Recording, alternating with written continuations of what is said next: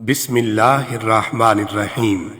جب بھی بیماری، قرض داری، مقدمہ بازی، دشمن کی طرف سے ایذا رسانی، بے روزگاری یا کوئی سی بھی آفت ناگہانی آن پڑے، کوئی چیز گم ہو جائے، کسی کی بات سن کر صدمہ پہنچے، کوئی مارے، دل دکھ جائے، ٹھوکر لگے، گاڑی خراب ہو جائے، ٹریفک جام ہو جائے، کاروبار میں نقصان ہو یا چوری ہو جائے، الغرض چھوٹی یا بڑی کوئی سی بھی پریشانی ہو، بسم اللہ الرحمن الرحیم، ولا حول ولا قوت الا باللہ العلی العظیم پڑھنے کی عادت بنا لیجیے۔